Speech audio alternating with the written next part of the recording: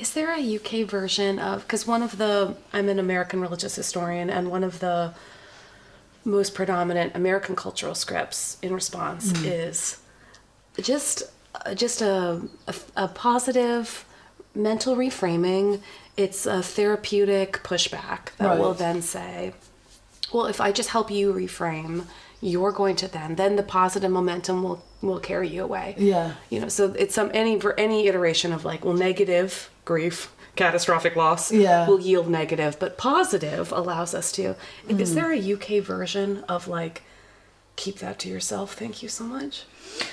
I think the version is to just not mention that person, or to, cross onto the other side of the road when you see the person who is in pain, or to just ignore the fact that, or there is a thing of like, people often say, I'm expected to move on. You must be, it's been a while, you must be feeling better, or you must be moving on. And what often you hear is a kind of howl of desire from people who are bereaved to be allowed to talk about the person and mention the person and say their name. And I think it's really important when somebody has died, and maybe particularly if it's somebody that you didn't know, but say your friends or colleague or their dad, who you might not have known, to talk about him and say, where did he like to go on holiday? What did you like to do together? That's nice. Like little details. What did he like to wear?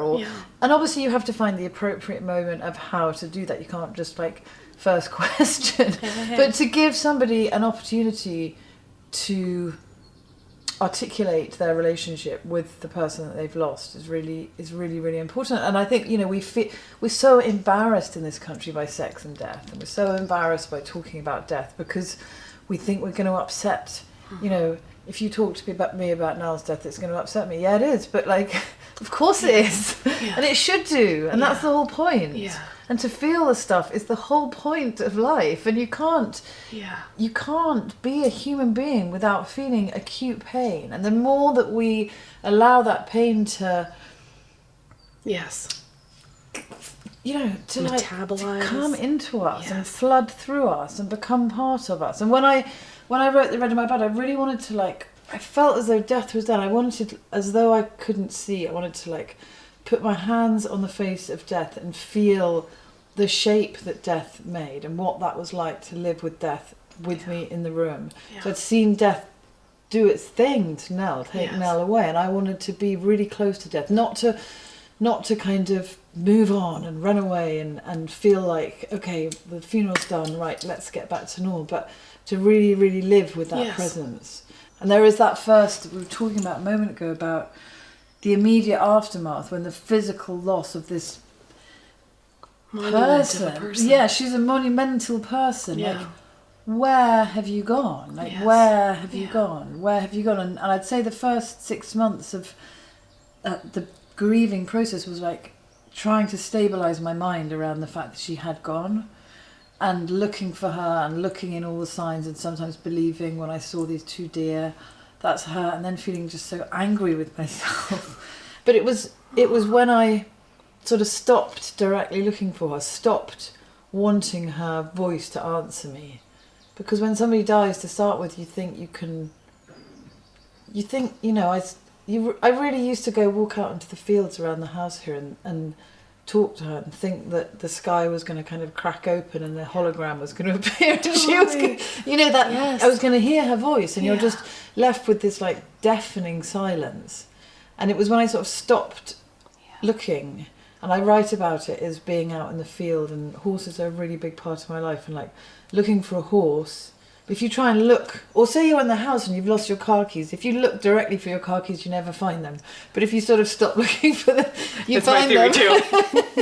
And it's like walking around in the dark of night looking for a horse in the field. Like if you look for this big black outline, you can't see it, but if you look to the side, you start seeing it. And that was when I really felt she returned to me as we'd been as adolescents in a way, before cancer, before everything that had happened to her, before the really, really acute pain of the last few years of her life was there. And there was a really extraordinary, liberating beauty to that kind of return, I suppose. But it's not I think that makes it sound a bit trite, It makes it sound as though over a course of a year I found a resolution and now I'm living happily with the memory of her. That is not the case at all. No, I totally believe you. I really believe you. Other people I wouldn't believe. But I'm living with really, really, really deep sadness and Yes. pain of her death and of Yes. her loss.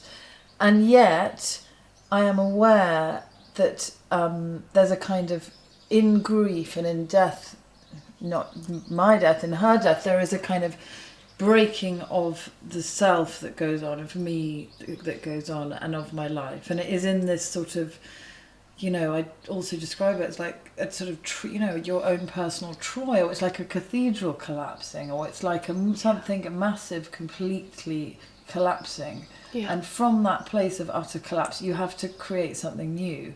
You can't just like stand up and dust yourself down and carry on walking. There was no way when Nell died that I could go back to the life that I had before only Nell was dead. Like, that wasn't an option at all. That would be too horrifying, the idea that my life should be the same except she was dead. So there has to be a creation of something new. And I think that it's in that moment of kind of, and I think it almost is a moment when you start moving with the life, that your own life, the living life around you, and you start allowing that life to feel its energy and its vigor, and I feel as though living with her death is like you know, you're being given this really, it's like me handing you the most beautiful, exquisite gift, but you really do not want that gift. You don't want to look at it, because that gift is Nell's death, is your, you know, someone you love, their death. But if you take that gift, if you kind of allow yourself to accept it, you have to also at the same time continue to swallow on a daily basis the really bitter pill of somebody, of her death, of her absence. Yes. But there is something really, really beautiful that's being handed to you, and it's very, very hard to take it.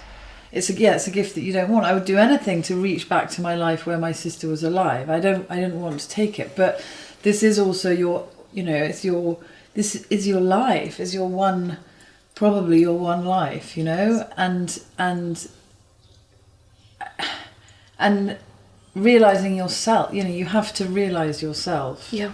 You have to realize the time that you have. You have to realize the fact of your own existence and move forward with that. What would you say to someone who's too scared? They would say, that's fine for you. You seem like a deep person who is willing to existentially face. They want to be like, you have a set of characteristics that allows you to do that, but I don't have those set of characteristics. I mean, one, it doesn't matter. We all have to, regardless of whether or not we have a special personality.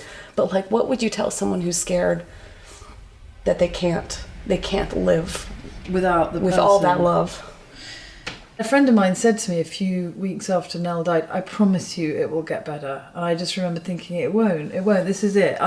My life, you know, there was Mum's accident, there was Nell's death, and now my life is kind of over, and I will go on living, and I will look after my kids, and I'll be with my husband, and I'll probably be able to have like some nice times, but my life is and I kind of almost felt quite peaceful about that. But I felt because I couldn't imagine joy, and I couldn't imagine happiness, I couldn't imagine excitement or mischievousness or lust or peace or anything. I couldn't imagine anything nice other than this feeling of like a deep kind of emptiness and an angry, dark, disbelieving emptiness that lasted for a long time. And then life like it pushes at you. But sometimes, you know, I've got 5 kids, so sometimes I had to deal with all of them. How do you deal with the kids and get their packed lunches and help them with their university entrance and their driving lessons and find their P kits, whilst also feeling as though you are, like, your heart is loads of fragments of broken glass inside you? How do you do that? And I spoke to a bereavement counsellor. Well, I spoke to Julia Samuel, who's actually like one of the experts, because I thought I want to speak to somebody who, I don't want to waste time with this, like I want to speak to the best, basically. And she said, go and give yourself go up to your room or whatever quiet place and look at videos and look at Instagram videos of hers and look at her photos and just allow it to flood into you and give yourself that space to really feel every single part of the pain and scream and just let your body feel it all. And it is very, very physically painful. I mean, the physical pain of grief is extraordinary. Yes.